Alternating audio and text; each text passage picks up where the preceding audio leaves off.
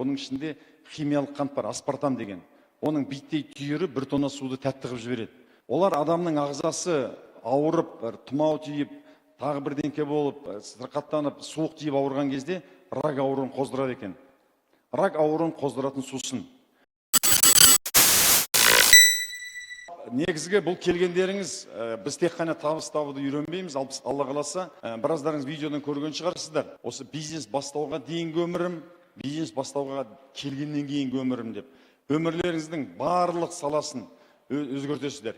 Қалай дұрыс тамақтану, денсаулық. Мен осы денсаулық дұрыс сақтаумен өзім кейінгі 20-30 жыл профессионально айналысамын.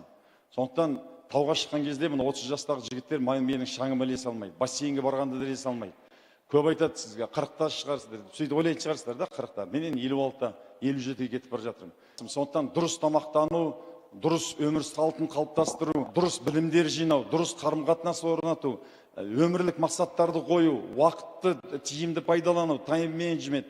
Біз бәрін қамтитын боламыз. Таңғы сабақтарда, практикалық сабақтарда. Сондықтан өмірлеріңіз, Алла қаласа, күрт өзгереді. 1 апта, 2 апта, 3 аптадан кейін өздеріңіз ғана емес, көптеген айтады. Отбасымның, қарындасымның, сіңілімнің, бауырларымның өмірлерін өзгертіп жатырмын деп. Осылай, егер сенсеңіздер, өмірлеріңіз түгел өзгеретін болады. Мен екі жағдайда бата берем. Білесіздер ғой, қандай уақытта бата беретінді? Мынау әкеңізші шайыңызды. Сатып әкелдіңіз бе? Мынандай сусындардың ішінде аспартам деген қант бар. Бұның ішінде свекольный қант емес, және де неменің қант емес, тростниковый қант емес. Бұны маған академик Зұлқарнай Сейітов айтты. Кешке жақын барғаннан кейін интернеттен көресіздер. Бұның ішінде химиялық қант бар, аспартам деген. Оның биттей түйірі 1 тонна суды тәтті қылып жібереді.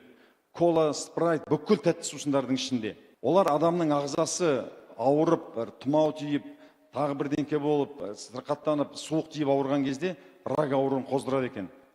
Рак ауруын қоздыратын сусын. Осыны ішіп отырған адамдарға айтам, алақанның жайын алайын.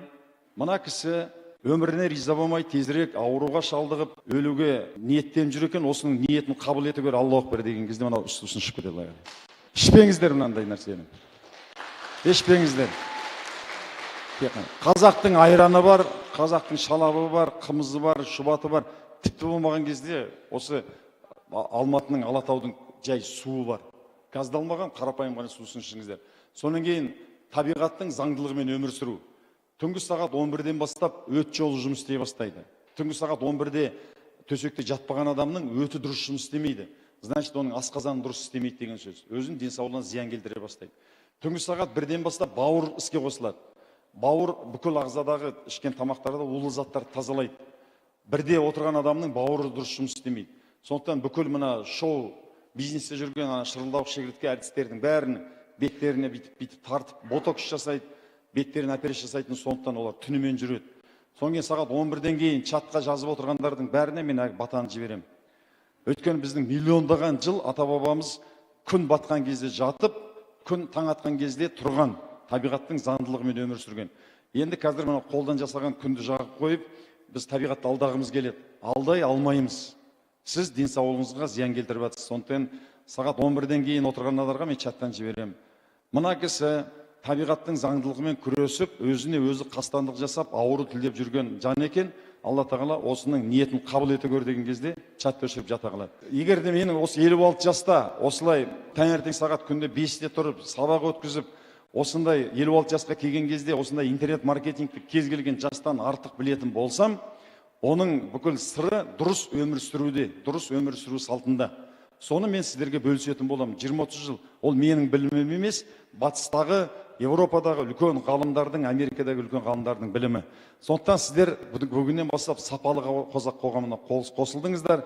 Жексенбі күні бізбен бірге жай тауға шығатын боласыздар. Таңертең сағат 6-та тұрып, таңғы сабақ көретін боласыздар. Рухты өлең жаттайтын боласыздар. Денсаулықтарыңызды жақсартатын боласыздар. Адамдармен қарым-қатынастарыңызды, өмірлік мақсатты қойып, әрбір күннің, әрбір аптаның, айдың, жалпы өмірдің мәні пайда бола бастайды. Осылай өмірлік мақсат, миссия, мен не үшін келдім, осы айда не істеймін, осы аптада не істеймін деген жазып жүрсеңіздер, өмірдің мақсаты пайда бола бастайды. Сапалы қазақ, бұрын қапалы қазақ болып келгендер, бір жерде үнемі көрген кезде көңіл күйі түсіп, күліп отырыңыздар. Негізге бар ғой, адам жақсы көңіл күйде келген адам жақсы қабылдайды. Жаңа бір жігіттер тырысып, бұрысып, қарысып отырған адам ештеңені қабылдай алмайды. Жақсы ма? Сіздер жақсы жерге көңіл күйлеріңізді көтереміз, өмірімді өзгертемін, табыс табамын, кәсіпкер боламын, мойында қамыт шешемін деп келдіңіздер. Сондықтан қапалы қазақ болмай, мынандай сапалы қазақ болып отырыңыздар. Жақсы ма? Бәрі тамаша, бәрі керемет, егемен елде тұрып жатырмыз. Алла қаласа, бәрлеріңіз осы жерде бүгін табыс тауып, өмірлік білім жинап қайтасыздар.